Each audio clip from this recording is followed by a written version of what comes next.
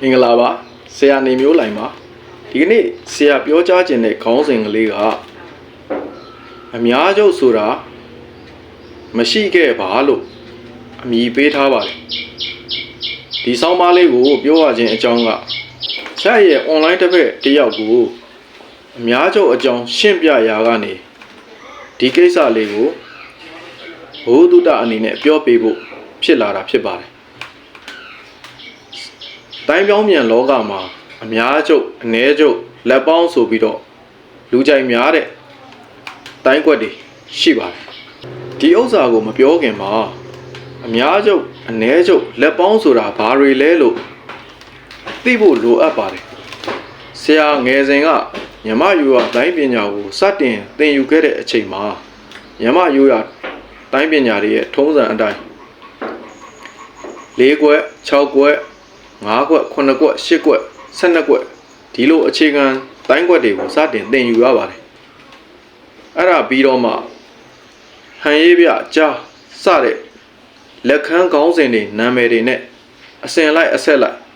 လက်ခန်းဆိုတဲ့ပညာရက်တွေဒုတ်ခန်းဆိုတဲ့ပညာရက်တွေဓာခန်းဆိုတဲ့ပညာရက်တွေကိုသင်ယူရပါတယ်ဒါဟာမြမအတိုင်းရဲ့အခေါ်ဖြစ်တဲ့လက်ခန်းဒုတ်ခန်းဓာခန်းလို့စကားလုံးတွေဖြစ်ပါတယ်အဲ့တော့လက်ခန်းတွေဒုတ်ခန်းတွေဓာခန်းတွေဆိုတာဘာတွေလဲဆိုရင်အင်္ဂလိပ်လိုခေါ်တဲ့အခါ form လို့ခေါ်တဲ့တိုင်းကွက်တွေကိုစုစည်းထားတဲ့အစုအစည်းကြီးဖြစ်ပါတယ်ဒါကိုပဲရှမ်းပြည်ဘက်ကရှမ်းတိုင်းသမားတွေဟာလဲကကွက်ဖောင်လို့ခေါ်ကြပါတယ်အဲ့တော့အများကျုပ်ဆိုတာရယ်လက်ခန်းဆိုတာရယ် form ဆိုတာရယ်ဟာအတူတူပဲဖြစ်ပါတယ်တိုင်းပြောင်းမြန်မှာတော့ချင်းနှင်းကွက်တွေနဲ့တင်ရတဲ့2ကွက်3ကွက်5ကွက်9ကွက်9ကွက်စတာတွေကိုလက်ခန်းတွေလို့ခေါ်ပြီးတော့ဒီလက်ခန်းတွေတဲကလာတဲ့တိုင်းကွက်တွေကိုတင့်တော်သလိုအချိတ်ဆက်မိမိချိတ်ဆက်ပြီးတော့လေ့ကျင့်ကစားတာကိုအများကျုပ်လို့ခေါ်ပါတယ်ဒီနေရာမှာအများကျုပ်ဆိုတာဘလို့ဖြစ်လာတယ်လဲလို့ပြန်ပြီးတော့တမိုင်းကိုလိုက်ကြည့်တဲ့အခါမှာဆရာကြီးဆရာချေကနေအဖိုးကိုသင်ပေးတဲ့အချိန်မှာလဲအများကျုပ်ဆိုတာမရှိပါဘူးအဖိုးဥမောင်လေးကနေတပည့်တွေကိုသင်ကြားပေးတဲ့အချိန်မှာလဲရခင်ကအများကျုပ်ရဲ့လို့မသင်ကြားခဲ့ပါဘူးဒါပေမဲ့1982ခုနှစ်ဝန်းကျင်မှာအဖိုးရဲ့သားဆရာကြီးဥပချမ်းတို့အဖွဲ့သူတို့နဲ့ level တန်းတူတဲ့ပညာသင်ပေါ်သင်ဘက်ညီကိုတွေစုပေါင်းပြီးတော့မှအများကျုပ်ဆိုတဲ့တိုင်းပညာရက်တွေကိုဖော်ထုတ်ကြပါတယ်ပြီးတော့တစ်ဆက်တည်းမှာပဲအ ਨੇ ကျုပ်တွေကိုလည်းဖော်ထုတ်ကြပါတယ်ဒီအချိန်မှာလက်ခန်းအများကျုပ်တွေဒုတ်ခန်းအများကျုပ်တွေဓာခန်းအများကျုပ်တွေလက်အ ਨੇ ကျုပ်တွေကိုဖော်ပြီးတော့အဖိုးဆရာကြီးကိုပြသတဲ့အချိန်မှာလဲတိုင်းပြောင်းမြန်ပညာရက်ထဲကမန်နိုင်ဖြစ်တဲ့ပေခုတ်မခွဲရုပ်ဝင့်ပေါက်ထုဒါမျိုးတွေထက်ခတ်အောက်ခတ်စတဲ့ပညာရက်တွေမမယွင်းပဲတိဆောက်ထားတာမှန်တဲ့အတွက်တိုင်းပြောင်းမြန်ပညာရက်ကနေခွဲထွက်မသွားတာဖြစ်တဲ့အတွက်ဒါတွေဟာလည်းသင်ကြားလို့ရတယ်ဘာပြဿနာမှမရှိဘူးလို့အတီးပြုတ်ခဲ့တဲ့အတွက်များကျုပ်အ ਨੇ ကျုပ်ဆိုတဲ့ပုံသဏ္ဍာန်တွေပေါ်လာတာဖြစ်ပါတယ်တကယ်တော့အ ਨੇ ကျုပ်ဆိုတာဘာလဲဆိုရင်အ ਨੇ ကျုပ်ဆိုတာဆရာတွေကနေဒီလက်ခန်းတွေကပညာရက်တွေဟာဒီလိုသုံးလို့ရတယ်လို့ဥပမာထုတ်ပေးတာဖြစ်ပါတယ်ဒီကိစ္စကိုရှေ့ပိုင်းတုန်းကသင်္ချာနဲ့ပြောင်းမြန်ဖြစ်သောတိုင်းပြောင်းမြန်လို့ခေါင်းစဉ်ပေးပြီးတော့ရေးခဲ့ပူပါတယ်သင်္ချာမှာလေ့ကျင့်ခန်းတွေမလာခင်ဥပမာတွေ theory တွေအရင်ဆုံးသင်ကြားပြီးတော့မှဥပမာတွေလည်းနားလည်ပြီး theory ကိုလည်းရပြီးသဘောပေါက်ပြီးဆိုရင်ပညာသင်သားတွေကို exercise ဆိုပြီးတော့လေ့ကျင့်ခန်းတွေလုပ်ခိုင်းတာဖြစ်ပါတယ်ဒီ theory တွေဥပမာတွေကိုအသုံးချပြီးဒီ exercise တွေကိုလုပ်ရတာဖြစ်ပါတယ်တိုင်းပြောင်းမြန်ပညာမှာကြတော့စချင်း exercise တွေကိုအရင်လေ့ကျင့်ခိုင်းတာဖြစ်ပါတယ်ပြီးပြီဆိုမှဒီ exercise ထဲကနေဒီလိုလေးထုတ်ပြီးတော့ချလို့ရတယ်အသုံးပြုလို့ရတယ်လို့ဥပမာထုတ်ပေးလိုက်တာဖြစ်ပါတယ်ဒါဟာအ ਨੇ ကျုပ်ပဲဖြစ်ပါတယ် ဒီလိုအ ਨੇ ချုပ်တွေကိုတစ်ခုချင်းကစားမယ်ဆိုရင်ပြတ်တောင်းဖြစ်ပြီးကစားရတာအဆင်မပြေမှာစိုးလို့ရည်ရွယ်ချက်အနေနဲ့သက်လုံကောင်းအောင်တစ်ခုနဲ့တစ်ခုအချိတ်အဆက်ကိုနားလည်အောင်တိုင်းကွက်တွေရဲ့အင်အားတွေဘယ်လိုထားမယ်ဘယ်နေရာမှာအပြော့သွားမယ်ဘယ်နေရာမှာအမာသွားမယ်ဆိုတဲ့ရည်ရွယ်ချက်တွေကိုနားလည်အောင်ဆိုတဲ့ရည်ရွယ်ချက်တွေနဲ့ဒီအများချုပ်ဆိုတဲ့ဖောင်ကိုသင်ကြားပေးတာဖြစ်ပါတယ်ဒီတော့အများချုပ်ဆိုတဲ့ဖောင်ဟာသင်ကြားမပေးရင်ရသလားဆိုရင်သင်ကြားမပေးလဲရပါတယ်ဒီလိုချိတ်ဆက်ပြီးဒီလိုကစားလို့ရတယ်ဆိုတဲ့အသိဉာဏ်ကိုသိတယ်ဆိုရင်ဆရာကနေအများချုပ်တွေသင်မပေးလိုက်လေကိုယ်တိုင်အများချုပ်တွေဖန်တီးပြီးကစားမယ်ဆိုကစားလို့ရပါတယ်ဒါဟာဘယ်အဆင့်ကြမှာရမှာလဲဆိုရင်တိုင်းကွက်တွေရဲ့ခြေနှင်းနဲ့ကစားရတဲ့လက်ခမ်းဒုတ်ခမ်းဓာခမ်းတွေကိုလည်းကျွမ်းကျင်ပြီးတစ်ခုနဲ့တစ်ခုအချိတ်ဆက်မိဆော့ခြင်းဆော့လို့ရတယ်ဒီလိုချိတ်ဆက်လို့ရတယ်ဆိုတဲ့အသိပညာကိုလည်းသိလာပြီဆိုရင်အများချုပ်ဆိုတဲ့ဖောင်တွေဟာဆရာကိုမေးစရာမလိုပဲကိုယ်တိုင်ကစားမယ်ဆိုကစားလို့ရတာဖြစ်ပါတယ်ဒီအတွက်ဒီလိုအသိဉာဏ်မျိုးရဖို့ရှေးဆရာတွေက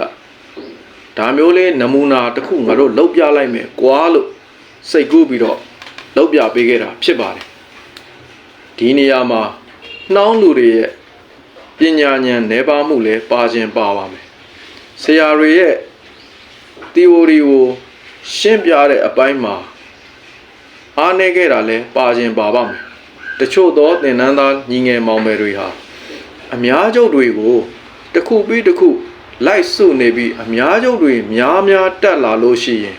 ကိုဟာတိုင်းပညာပို့ပြီးအစဉ်အတန်းမြင့်မားလာတယ်ကိုဟာပိုးတော်လာတဲ့တိုင်းသမားဖြစ်လာတယ်လို့ထင်နေတဲ့အထင်ဟာလုံးဝကိုမှားယွင်းပါပဲတိုင်းပညာမှာအများချုပ်ဆိုတဲ့အရာဟာဘာခြေကွက်ဘာလက်ကွက်မှနားမလဲသေးတဲ့သူတွေကိုလည်းလာခဲ့ကွာငါတို့ဒီအများချုပ်လေးကိုငါ10ရက်ကျင့်ပေးမယ်ဒီဖောင်လေးကို9ရက်ကျင့်ပေးမယ်ဆိုပြီးတော့လူအများရှိမှထွက်ပြီးကစားခိုင်းမယ်ဆိုလဲဒီကလေးဟာကစားလို့ရပါတယ်ဒါပေမဲ့အဲ့ဒီကလေးဟာတိုင်းတက်သွားတာမဟုတ်ပါဘူးဒါကြောင့်အများချုပ်တွေအ ਨੇ ချုပ်တွေဆိုတာဟာဥပမာအနေနဲ့ထုတ်ပေးတဲ့ဥပမာသင်ရိုးလေးသာဖြစ်တယ်လို့သိထားရမှာဖြစ်ပါတယ်ဒီလိုအရှည်ကြီးရှင်းပြနေရတဲ့အကြောင်းအရင်းဟာတိုင်းပြောင်းမြန်နဲ့ပတ်သက်လို့အများချုပ်အ ਨੇ ချုပ်ဆိုတဲ့ကိစ္စဟာရှေးရခင်ကမရှိဘူးဆိုတာသိနိုင်ဖို့အတွက်ကိုယ်တိုင်စဉ်းစားပြီးဟုတ်နိုင်၏မဟုတ်နိုင်၏ကိုတွေးခေါ်လို့ရအောင်ဒီဥပမာတွေကိုရှင်းပြနေတာဖြစ်ပါတယ်ဒီတော့အများချုပ်တွေမသိရင်ဘာဖြစ်တယ်လဲဆိုတော့အများချုပ်တွေမသိလဲဘာမှမဖြစ်ပါဘူးလက်ခမ်းတွေဒုတ်ခမ်းတွေဓာခမ်းတွေသိလဲတိုင်းပြောင်းမြန်ကတတ်တာပါပဲ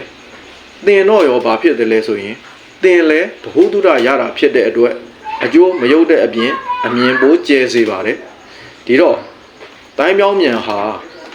အရင်အားမရှိတဲ့အများချုပ်အ ਨੇ ချုပ်ကိုအခုကြမှနောက်လူတွေတီထွင်ထားလို့ပိုဆိုးသွားနိုင်သလားလို့မေးရင်လည်းမဆိုးနိုင်ပါဘူးဘာဖြစ်လို့လဲဆိုတော့အဲ့ဒီအများချုပ်တွေအဲ့ဒီအ ਨੇ ချုပ်တွေအားလုံးဟာလက်ခမ်းတွေဒုတ်ခမ်းတွေဓာခမ်းတွေထဲမှာရှိပြီးသားပညာရက်တွေကိုသူ့အတိုင်းပဲဖြတ်ထားတာသူ့အတိုင်းပဲယူပြီးအသုံးချထားတာမျိုးပဲဖြစ်တဲ့အတွက်မူရင်းအနှစ်သာရနဲ့မူရင်းရက်တာတွေလည်းမပြောင်းမပြဲရှိနေတာဖြစ်ပါတယ်ဒါကြောင့်မို့အများချုပ်တွေအ ਨੇ ချုပ်တွေမသိယူရသေးတဲ့တပည့်ပညာသင်သားဝါသနာရှင်တွေကလည်းအားငယ်စရာမလိုသလိုအ ਨੇ ချုပ်တွေအများချုပ်တွေသိထားတဲ့စီနီယာနောင်တော်အမတော်အကိုတော်အားလုံးကလည်းငါတို့ဟာဓာတ်တွေတက်ပြီးမင်းတို့နဲ့ငါတို့နဲ့ဘာမှမဆိုင်ဘူးဆိုတဲ့စိတ်မျိုးထားเสียမလိုပါဘူးတိုင်းပေါင်းမြန်ပညာရဟာ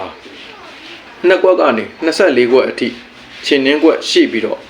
ဒီထဲမှာပဲလက်တိုင်းဒုတ်တိုင်းဓာတ်တိုင်းတွေတင်ကြားလေ့ကျင့်ရတာဖြစ်တဲ့အတွက်အများချုပ်အ ਨੇ ချုပ်ဆိုတဲ့အရာတွေဟာဘယ်တော့မှမတင်ယူခဲ့ရဘူးဆိုတဲ့လူတစ်ယောက်တောင်မှနှစ်ကွက်ကနေ24ကွက်အထိ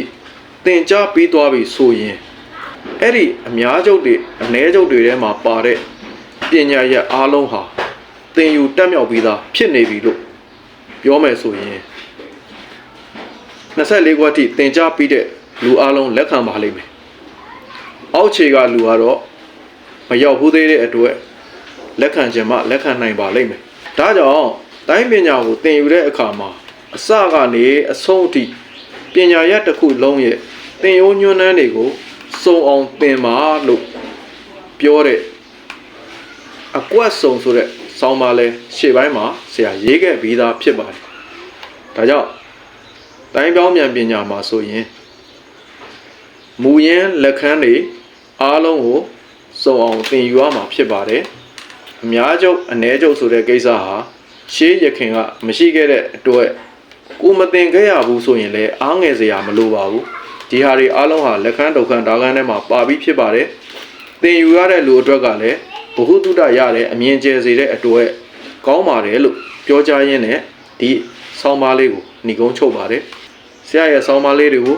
like share subscribe လေးနှိပ်ပေးခဲ့ကြပါအောင်ဘေးက notification ခေါင်းလောင်းလေးကိုလည်းတို့ခဲ့ကြပါရှင်လန်းချမ်းမြေပါစေ